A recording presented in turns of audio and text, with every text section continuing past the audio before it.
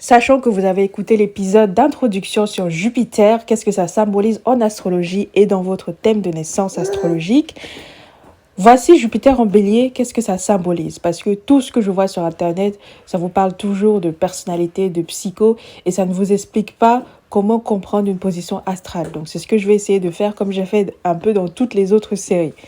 Donc Jupiter en bélier indique quelqu'un qui va réussir de manière précoce, tout simplement parce que le bélier, c'est le premier signe, le signe du leader, du commencement de la naissance et de la jeunesse, parce que Mars en astrologie symbolise la jeunesse. Là où la réussite se fait dans la deuxième jeunesse, avec Jupiter en balance, plutôt entre 40 et 50 ans, là c'est plutôt avant 30 ans, avant 40 ans. Et la réussite se fait dans la vieillesse avec Jupiter en Capricorne. Donc Jupiter en bélier, c'est vraiment une réussite rapide et dans la jeunesse, dans la pleine jeunesse. Avec Jupiter en bélier, on peut devenir facilement un leader, car encore une fois, le bélier, c'est le premier signe de feu, qui symbolise l'impulsion, qui symbolise le lancement, la naissance. Le bélier, c'est l'allumette, en fait, c'est la petite étincelle qui brûle et qui permet justement de se lancer et de se lever, se mettre debout et de se mettre en chemin, par exemple. Avec Jupiter en bélier, lorsque Jupiter est maître de ascendant Sagittaire, peut-être parfois aussi ascendant Poisson, il est maître de la troisième maison qui concerne, pour rappel, pour ceux qui ont regardé l'épisode sur les maisons, vous savez un peu plus, la mémoire, l'apprentissage, le langage et les capacités d'assimilation d'une personne, sa mentalité, en plus de l'adolescence, etc. Vraiment la partie de la vie où on apprend en fait, on apprend d'autrui, on s'imprègne de son entourage.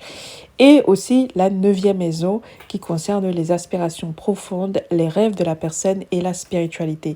Là où la troisième maison, c'est la mentalité d'une personne, la neuvième, c'est la spiritualité. D'où le fait que je la lie au caractère, en fait, qui concerne la première maison, la santé physique et la personnalité. Donc, c'est vraiment les trois à chaque fois qu'il faut regarder. Et donc, lorsque Jupiter est maître de l'une de ces maisons, ça va donner quelqu'un qui va être indépendant, qui va être impulsif, qui va donc souvent se mettre dans l'élan, en fait, qui va pas être un attentiste, qui va vraiment bouger pour arriver là où il veut aller, en fait. Il va aller chercher son succès, on peut dire ça. Aussi, je vous ai dit que Jupiter représente l'enfant qu'on a. Donc, ce sera par exemple le genre d'enfant qui va vite trouver son autonomie et se détacher totalement de ses parents, en particulier de la mère, car c'est souvent elle qui tient le rôle d'éducation. C'est l'enfant qui va très vite quitter le foyer familial et qui va, ou d'une autre manière, causer beaucoup de troubles dans la maison, beaucoup de troubles à son père ou du moins à la personne qui est chargée d'inculquer des codes sociaux, de la discipline et ce genre de choses, de l'ordre à la personne. Il va causer beaucoup de troubles parce que quand on a un ascendant sagittaire, par exemple, on a donc le bélier qui se retrouve dans la quatrième maison qui concerne la petite enfance. Bon, parfois dans la troisième, ça dépend des cuspides des maisons. Et donc, le bélier dans la quatrième maison, c'est toujours de la tension, parfois de la violence. Donc, ce sont le genre d'enfants qu'on va facilement fouetter, je pense. Fouetter ou gifler ou tirer les oreilles, enfin, ce genre de choses, on va réprimander physiquement. Donc voilà, c'est vraiment un enfant qui fait preuve d'excès, parfois d'audace, d'excès de courage ou une surabondance, pour ne pas être trop péjorative. Avec Jupiter en bélier, on est forcément compétiteur aussi. Pareil, on n'est jamais rassasié et contenté de ce qu'on accomplit. On essaye toujours d'aller plus loin. Car pour rappel, Jupiter a tendance à amplifier ce à quoi il est lié en fait, que ce soit en conjonction ou le signe dans lequel il se trouve. Donc d'où l'importance de comprendre la symbolique de chacun des signes, car vous saurez automatiquement ce que Jupiter amplifie selon le signe dans lequel il se trouve. Avec Jupiter en bélier aussi, étant donné que Jupiter est le symbole de la maturité, Donc à partir de 40 ans, je précise, on aura une maturité plutôt active. Peut-être qu'elle a été moins dans la première jeunesse, comme j'aime bien dire, elle le sera plus. Selon le signe et la position en maison de Mars ici, qui est le maître de ce Jupiter, euh, on saura vers quel domaine est dirigée l'activité de la personne. Par exemple, quelqu'un qui a Jupiter en bélier avec un Mars en balance dans la 6e maison, l'activité dès 40 ans sera dirigée socialement dans la profession.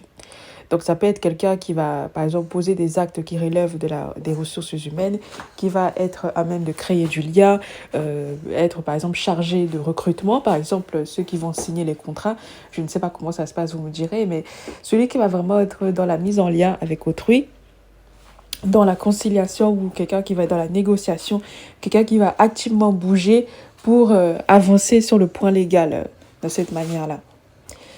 Aussi, Jupiter au bélier tend à protéger la personne qui le possède. Pour le dire autrement, on est protégé dans ses actions. On est protégé lorsqu'on prend des risques, lors des altercations physiques, par exemple. Et à une certaine époque, notamment où il y avait des guerres mondiales, on est protégé à la guerre. C'est le genre de soldat qui va rentrer, en fait, tout simplement. Ou alors, lorsqu'on a des accidents de la route, des accidents de la vie, tout simplement, des petits bobos. Ce n'est jamais vraiment grave. Voilà, il faut bien regarder l'indication globale du thème. S'il n'y a pas de Mars-Uranus, voilà, là, peut-être que ça peut contrebalancer. Mais on peut dire qu'avec Jupiter au bélier, symboliquement, les actes ont rarement de grosses conséquences néfastes sur soi-même. Aussi, Jupiter en bélier, si on le prend d'un sens symbolique ou d'un point de vue littéral, c'est par exemple quelqu'un qui aura un oncle belliqueux ou un oncle boucher, un oncle maçon, un oncle ferrailleur ou encore un oncle entrepreneur en fait. Parfois acteur aussi, ça peut aller. Et avec Jupiter, maître de la première maison, par exemple, encore une fois, ascendant Sagittaire, ça peut aussi donner quelqu'un qui est tout simplement très fort physiquement, qui a des muscles développés. Donc les bodybuilders, par exemple, pour rappel, Jupiter est le symbole du sport en astrologie. Et Mars, ce sont les muscles. Donc, c'est quelqu'un qui va avoir tendance à développer ses muscles ou alors à juste avoir une très forte force physique, même s'il n'y a pas forcément les six-packs et les tablettes de chocolat. Voilà pour ce que j'ai à vous dire pour aujourd'hui pour Jupiter en bélier. N'hésitez pas encore une fois à faire vos propres analogies de votre côté. Partez toujours de la symbolique de l'astre en question ou du signe, donc Mars ici, et le bélier, et associez-le à Jupiter et ses symboles. Essayez de conjuguer et vous comprendrez sur plusieurs plans ce que ça peut donner un Jupiter en bélier. Moi, c'est ce que j'avais à vous dire pour aujourd'hui. N'hésitez pas à partager vos propres réflexions dans les commentaires pour que ça serve à tout le monde. À très vite sur Astro by Gis. Si ça vous a plu, n'hésitez pas à mettre un like, à partager et voilà quoi, et à commenter. Et puis je vous dis à très bientôt pour Jupiter en Taureau.